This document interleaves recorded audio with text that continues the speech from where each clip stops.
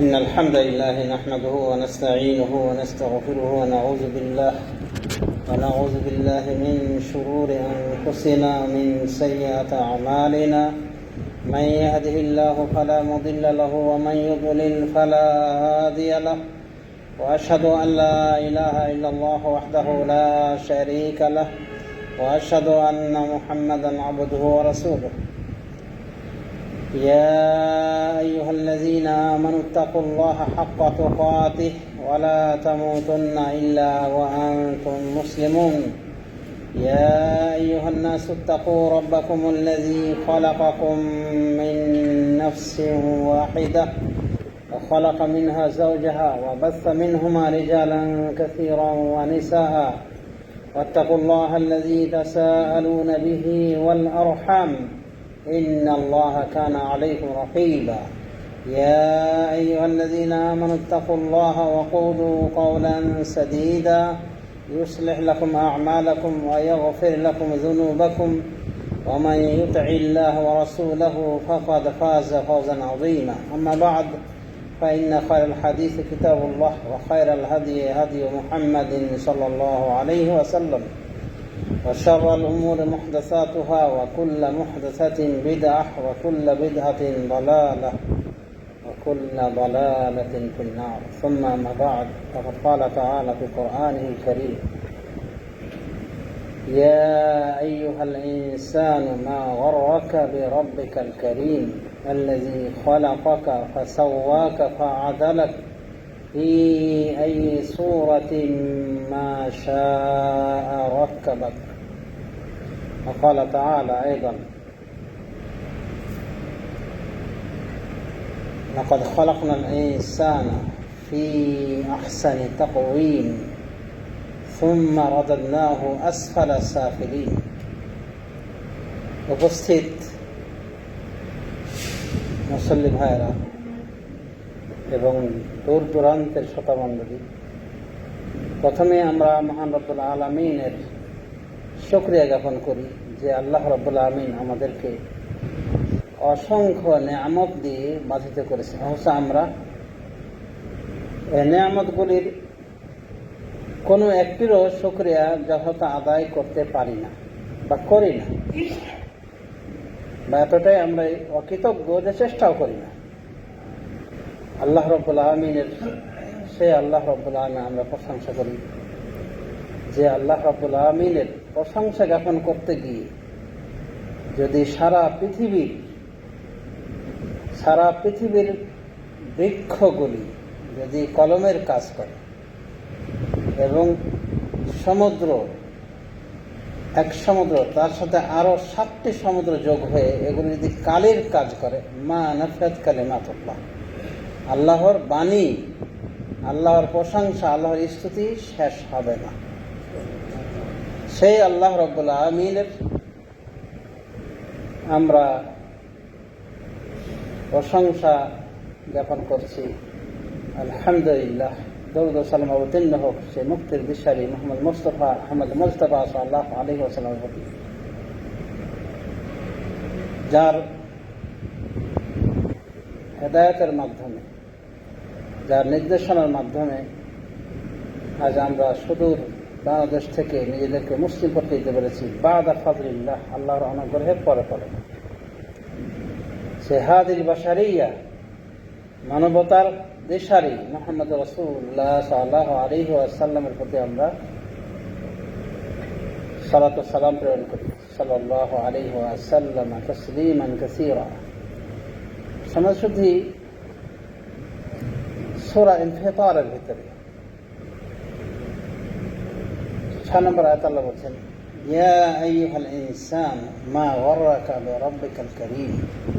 হে ইনসান, আল্লাহ বলছেন মানুষকে লক্ষ্য করে যে হে ইনসান, মা গররাকা বিরাব্বিকাল কারীম, কোন জিনিস তোমাকে ধোঁকায় ফেলে দিল তোমার এই সম্মানিত রব বিষয়, তোমার সম্মানিত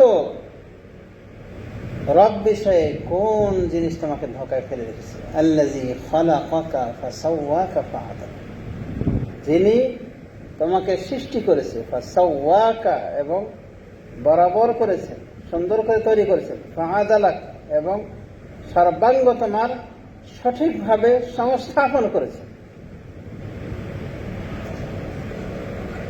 এই রব সম্পর্কে কিসে তোমাকে ধোঁকা দেবে?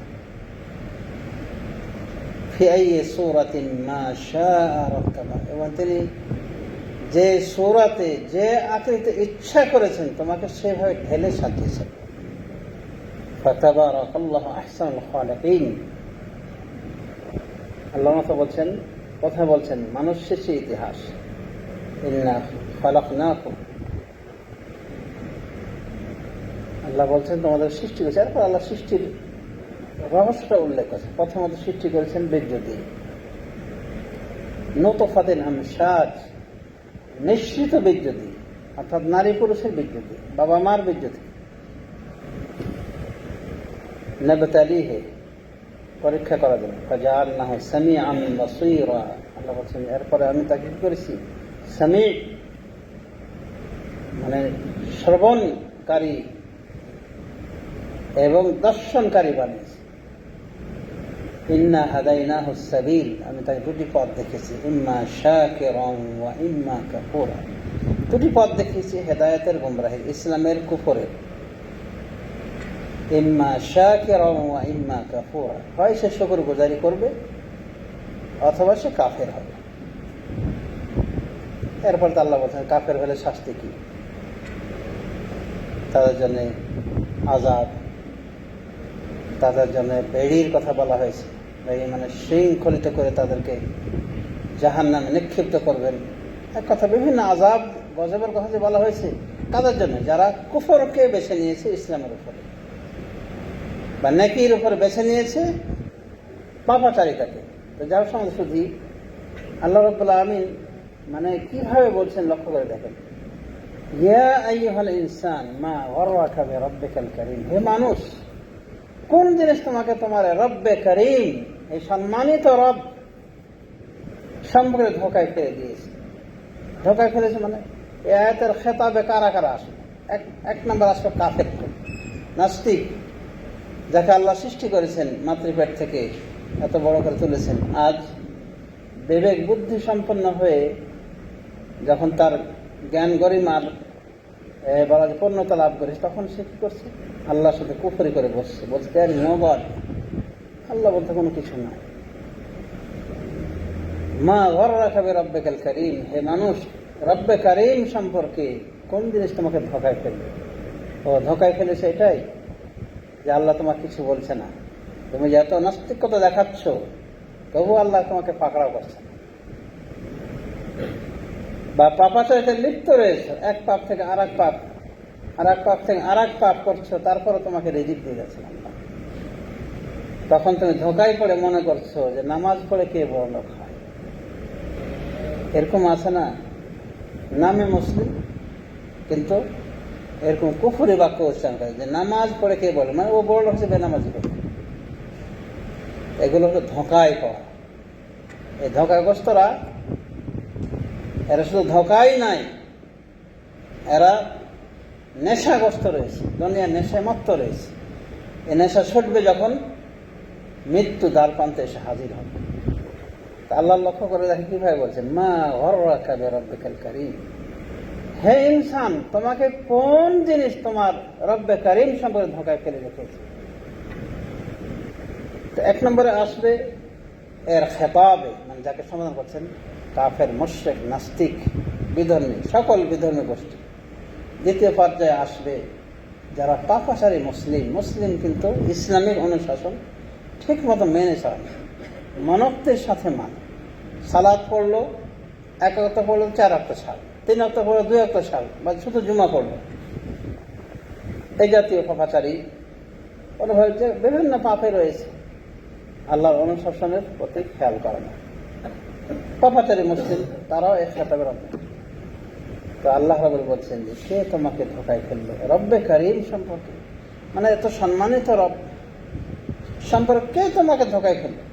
মানে যে রব আল্লাযী খালাকাকা ফাসাওয়াকা ফাআদালাক, যিনি তোমাকে সৃষ্টি করেছেন, ফাসাওয়াক বরাবর করেছেন, ফাআদালাক এবং সুন্দর করে তোমার দেহের অঙ্গ প্রত্যঙ্গগুলিকে সাজিয়ে দিয়েছেন। মানে সুঠাম দেহি করেছে। ফি আই সূরাতিন মা শাআ, তিনি যে সূরাতে চেয়েছেন তোমাকে কি করেছেন ওইভাবে সাজিয়ে দিয়েছেন। তার মানে সুন্দর করে তোমাকে যে আল্লাহ তৈরি করলেন, এত সুন্দর করে তোমার শরীর, হাত, অঙ্গ প্রত্যঙ্গ বানালেন যে তোমার ভিতরে সবকিছু সুন্দর রয়েছে। আরো বিপরীত দেখতে পাবো যে অন্যান্য কিছু আছে যাদের ভিতরে বিভিন্ন দোষ ত্রুটি থাকতে পারে, দেখা যায়। কিন্তু তোমাকে যত সুন্দর করে আল্লাহ বানালেন, কে তোমাকে ধোঁকায় ফেলবে?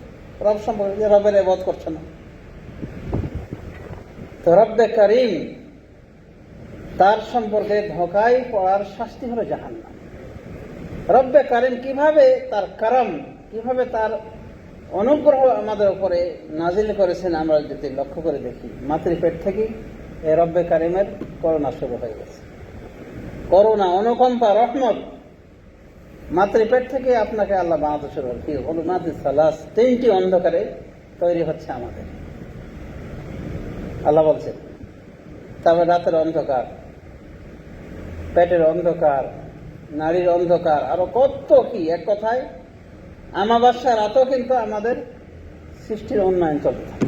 সুবহানাল্লাহ। চক্ষু অঙ্কুরিত হয়, চোখ, কান, নাক, এক কথায় জন্ম যেটা ইতিহাস।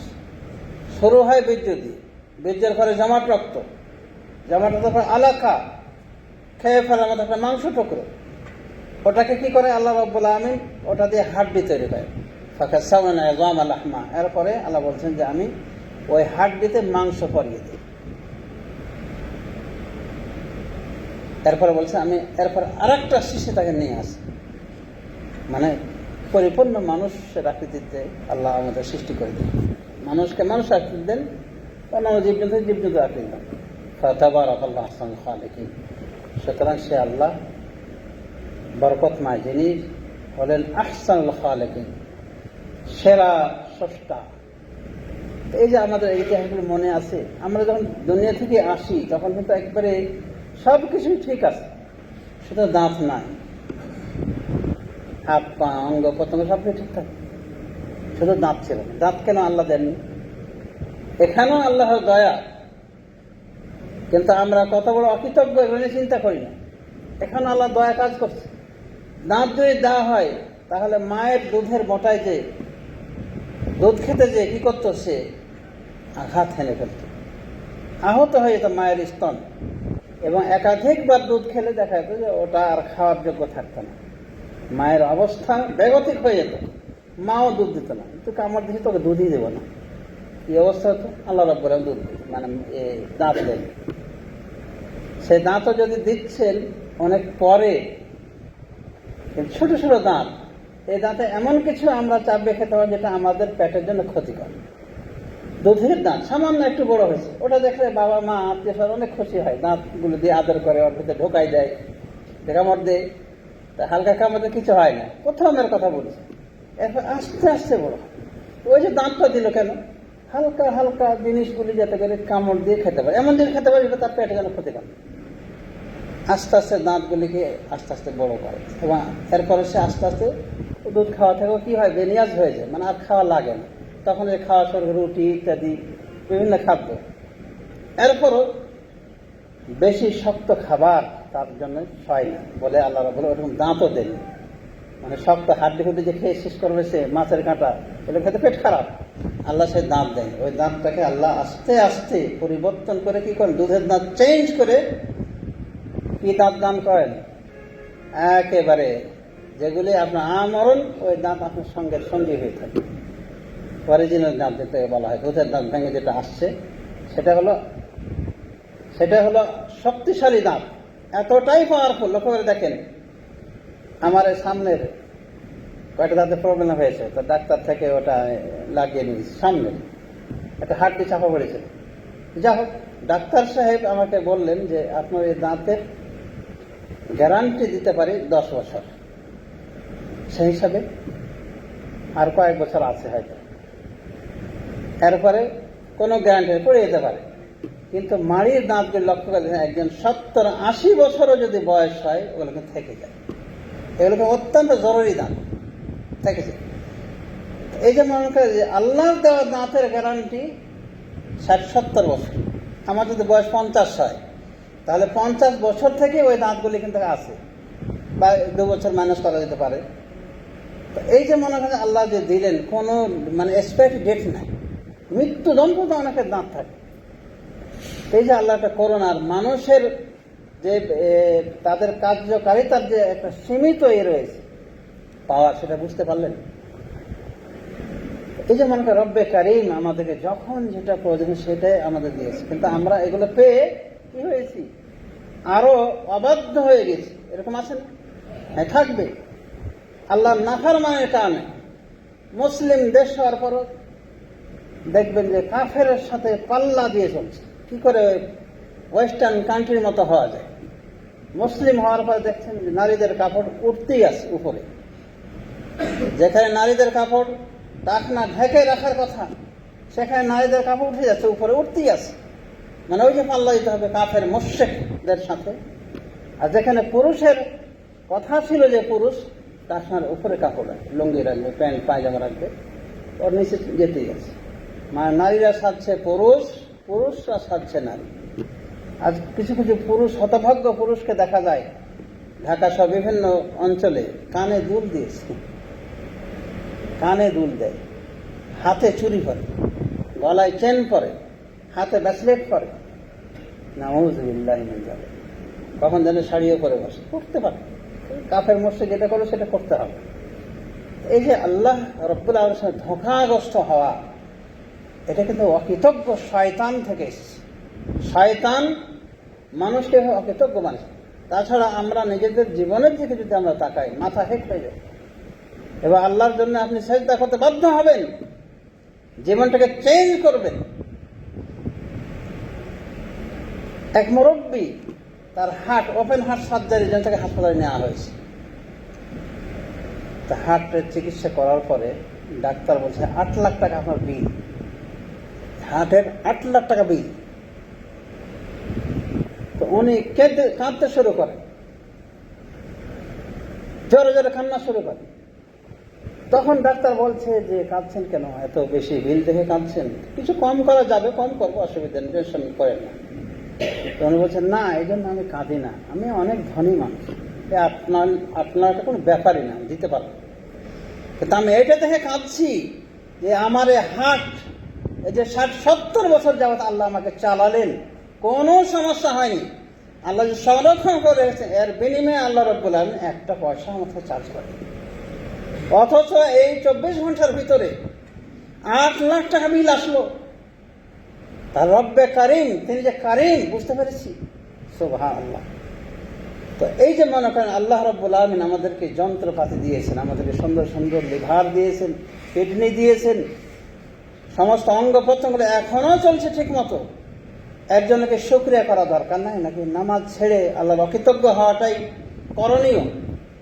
আল্লাহ রাব্বুল আলামিন শুধু অকৃতজ্ঞদেরকে শাস্তি দিবেন, আমাদের শুধু এটা উচিত নয় যে আল্লাহ রাব্বুল আলামিন আমাদেরকে এত সুন্দর করে সাজিয়েছেন, এত সুন্দর করে সৃষ্টি করেছেন, তাকে ভুলে যাওয়া, তার অনুশাসন থেকে বিমুখ থাকা, এটা আমাদের জন্যই ক্ষতিকর। আল্লাহ এটা আমাদেরই ক্ষতি ডেকে আনবে। তাই আল্লাহ রাব্বুল আলামিনের প্রতি আমরা কৃতজ্ঞতা জ্ঞাপন করি, কৃতজ্ঞশীল হই। এবং অকৃতজ্ঞ হলে তো আপনারা বুঝতেই পারছেন, মা ইয়াফআলু বিআযাবিকুম, আল্লাহ বলছে তোমাদের আযাব দিয়ে কি করবে যদি তোমরা শুকরিয়া জ্ঞাপন করো। তো অকৃতজ্ঞদেরকে আল্লাহ রাব্বুল আলামিন আযাব দিয়ে থাকে। আমাদের শুধু যে আল্লাহ রাব্বুল আলামিন আমাদেরকে এত সুন্দর করে তৈরি করেছে, সে রব্বে কারিমের নিকট আমরা মাথা অবনত করি এবং তার অনুশাসনকে মেনে চলার চেষ্টা করি। এই যে 5 ওয়াক্ত সালাত আদায় করার চেষ্টা করি, অনুভাবে আল্লাহর হালাল হারাম সব কিছুকে আমাদের জীবনে ফলো করার চেষ্টা করি, হারাম থেকে বিরত থাকি এবং হালালটাকেই কেবল গ্রহণ করি। আল্লাহ রাব্বুল আলামিন আমাদেরকে সেই তৌফিক দান করুন। আকুলু কাওলি হাযা ওয়া আস্তাগফিরুল্লাহ লি ওয়া লাকুম ওয়া লিসাইরিল মুসলিমিন ফাস্তাগফিরুহু লিযুনুবিকুম ইন্নাহু হুয়াল গফুরুর রহিম।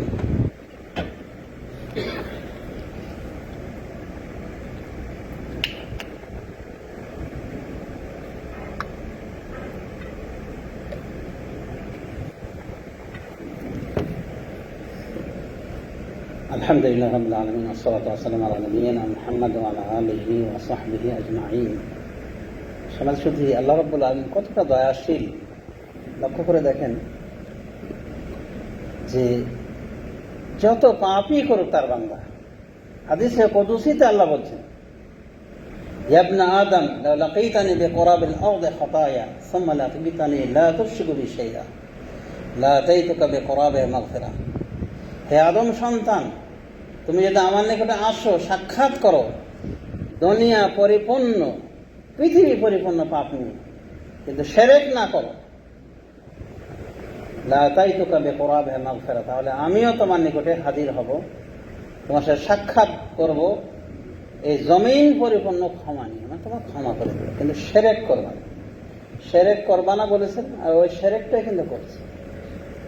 এবং এমনও গজবের দরবার রয়েছে, পীর মুরিদি দরবার, যে শিরকই চর্চা করা হয়, কুফর চর্চা করা হয়। আবু জাহলের যে আকীদা ছিল না, সে আবু জাহলকে ফেল করে দিয়েছে, মুসলিম লেবাসধারী আছে না এগুলো।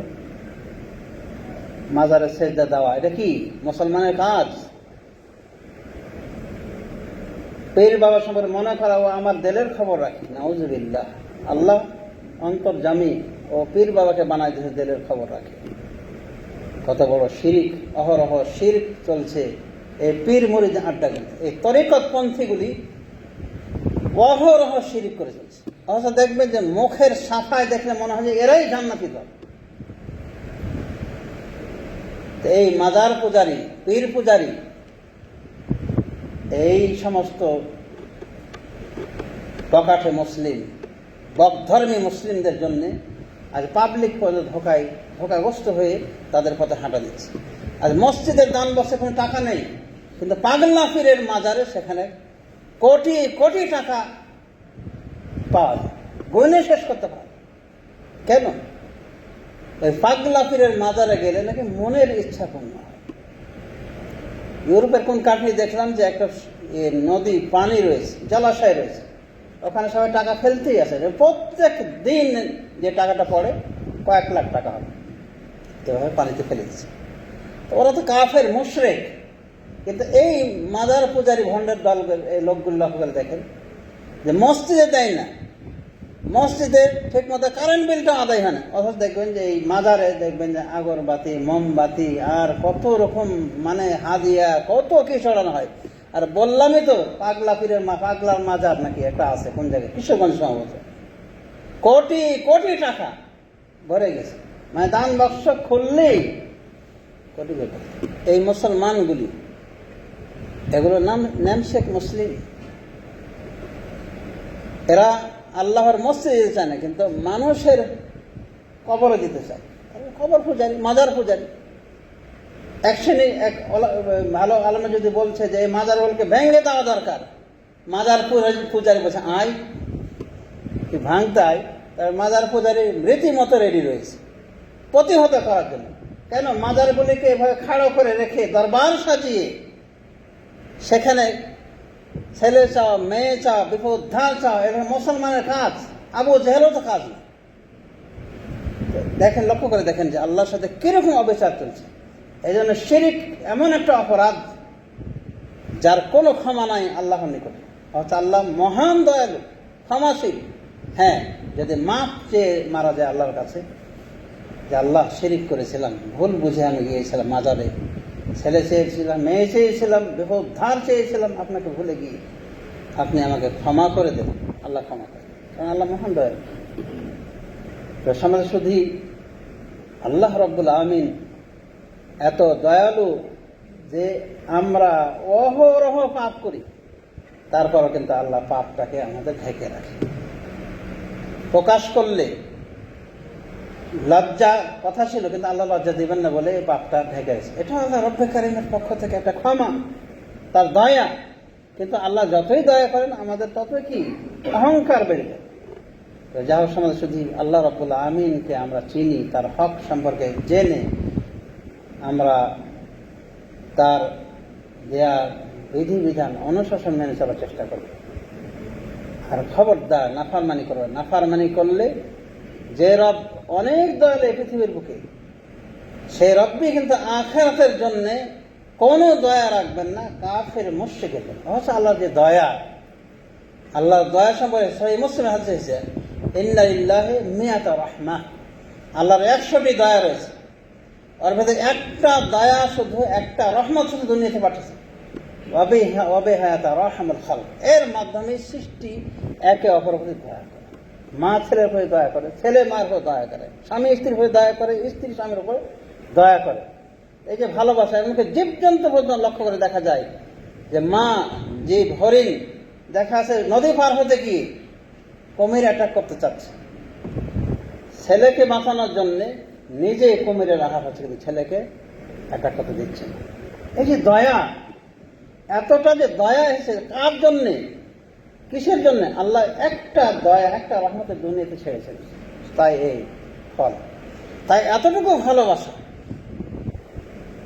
কিন্তু কিয়ামত দিবসে মুমিনদের জন্য আল্লাহ রাব্বুল আলামিন এই 99টাই দয়া খুলে দিলেন, আর কাফের মুশরিকের জন্য একটুও দয়া করবেন, দয়া না থাকবে। কারণ কাফের মুশরিকরা আল্লাহর প্রতি জুলুম করেছে। ইন্না শিরকা লাযুলমুন আযীম, শিরক মহা জুলুম। যে আল্লাহ রাব্বুল আলামিন তোমাকেও সৃষ্টি করলেন, তোমার ওই পীর বাবাকেও সৃষ্টি করলেন, তো কেন তুমি ওই মরা পীরকে ওর ওখানে গিয়ে ধর্ণা দাও? আল্লাহ নাই? আল্লাহকে মারা গিয়েছেন? নাউযুবিল্লাহ। এই মুশরিক মার্কা পীর মুরিদি তরিকার এই লোকগুলি দেখবেন যে অহরহ শিরক করছে, কুফর চর্চা করছে। আমা কাদাল হাক্কা কদরিহি, আল্লাহ বলছেন যে আল্লাহ ওরা আমার সম্মান করতে পারেনি যেভাবে সম্মান করা দরকার। ওয়াল আরদু কবদাতুহু ইয়াওমাল কিয়ামা, আর সমস্ত জমিন এই পৃথিবীটা গোটাই আল্লাহর হাতের মুঠোয় থাকবে। ওয়াস সামাওয়াতু মাতউইয়াতুন বিয়ামিনি, আর এই 7 আকাশ আল্লাহর ডান হাতে পেঁচানো থাকবে। সুবহানাল্লাহ, আল্লাহ কত মহান! কিন্তু মাজার পূজারী নিকটে আল্লাহ এতটাই ছোট যে আল্লাহ দিতে পারবে না, ওর মাজার রস্ত বাবা ওকে দিবে। তাহলে আল্লাহর সাথে বেয়াদবি নাই, শিরিক নাই, এগুলো তো শিরিক মনে করে, এগুলো বাবার কারামত। সমাজে শুধু শিরিক, কুফর ইত্যাদি চর্চা করার মাধ্যমে আল্লাহর সাথে দুর্ব্যবহার করা হয়, কোনোভাবে আল্লাহর অনুশাসন না মানার মাধ্যমে দুর্ব্যবহার করা হয়। কিন্তু ঠিকই দুনিয়া থেকে বিদায়ী হতে হবে, আর বিদায়ী সম্বল শুধু কাফনের 3 টুকরো ছাড়া আর কিছু না। সুতরাং এত সুন্দর রব, এত সম্মানিত রবকে আর আমরা ইগনোর করে চলবো না, বরং আল্লাহ রাব্বুল আলামিন অনুশাসনকে মেনে চলবো, তার প্রতি কৃতজ্ঞ হব এবং তার ইবাদতবন্দি করব। আর এই কৃতজ্ঞতা, ইবাদতবন্দি আমাদেরই উপকারে আসবে, আল্লাহর কোনো উপকারে আসবে না। তবে আল্লাহর সাথে একটা ভদ্র আচরণ করলেন, আল্লাহর অনুশাসনের প্রতি শ্রদ্ধাবোধ করলেন, এই জন্য আমাদের আপনাদের এদেরই উপকারে হবে, মানে আল্লাহর কিছু হবে না। কিন্তু আল্লাহর সাথে ভালো ব্যবহার করবেন, আল্লাহ রাব্বুল পুরস্কার হয়ে জান্নাতুল ফেরদাউস দান করবেন, বা সুখময় জান্নাতে দানে ধন্য করবেন। আর অকৃতজ্ঞ হলে বুঝতে পেরেছে যে কোনো রহমত আল্লাহ নাই আখেরাতে কাফের জন্য। কিন্তু সবগুলি রহমত, ওই যে বাকি 99টা রহমত, সবগুলি রহমত রহমত দিয়ে আল্লাহ রাব্বুল বান্দাকে কি করবেন? বাধিত করবেন। একটা রহমত যদি এত কিছু হয়ে থাকে পৃথিবীর বুকে, তাহলে আরো যে 99টা রহমত, তাহলে আল্লাহ কত দয়া করবেন, কত দয়া দক্ষিণে দেখাবেন তার মুমিন বান্দার প্রতি। তবে এই দয়া মায়া নিতে হলে মুহসিনিন হতে হবে। ইন্না রাহমাতাল্লাহি করিবুম মিনাল মুহসিনিন, আল্লাহ বলছেন আল্লাহ রহমত মুহসিনিনদের, সৎকর্মশীলদের নিকটবর্তী, মানে যারা ভালো তাদেরকে আল্লাহ রাব্বুল এই রহমত দানে ধন্য করবে, এই জান্নাত দানে ধন্য করবে, জান্নাতের নিয়ামত দানে ধন্য করবে। অতএব সমাজ যদি আমাদের জীবনকে চেঞ্জ করি, এই খুতবাগুলি শুধু এক কান দিয়ে শুনে আর এক কান দিয়ে বের করে দিলে হবে না, বরং এগুলি আমলের জন্য শুনতে হবে এবং আমল করতে হবে, এবং পরিবারকেও আমলের প্রতি আহ্বান করতে হবে। আল্লাহ রাব্বুল আলামিন সবাইকে তৌফিক দান করুন যেন আমরা রব্বে কারীমকে ভুলে না যাই, পরে রব্বে কারীমের ইবাদত করি, যথাসাধ্য ইবাদত মন ঢালি, তওবা করি, ইস্তেগফার করি। রব্বে কারীম ইনশাআল্লাহ ক্ষমা করে দেন। মানুষের হক দখল করলে সে হকটা ফিরিয়ে দেই, আখিরাতের জন্য প্রস্তুত থাকে। আল্লাহ রাব্বুল আলামিন আমাদের সবাইকে মাফ করুন, ক্ষমা করুন। আল্লাহুম্মা আইজ্জিল ইসলাম মুসলিমিন ওয়া আযিল্লা শিরক ওয়াল মুশরিকিন। রব্বানা আতি নুফুসানা তাকওয়াহা وزكها فإنك خير من زكاها أنت وليها ومولاها. اللهم اغفر لجميع المسلمين والمسلمات والمؤمنين والمؤمنات منهم الأحياء والأموات إنك سميع قريب مجيب الدعوات برحمتك يا أرحم الراحمين. وسبحانك اللهم وبحمدك أشهد أن لا إله إلا أنت أستغفرك وأتوب إليك وأقوم إلى الصلاة. بارك الله فيكم.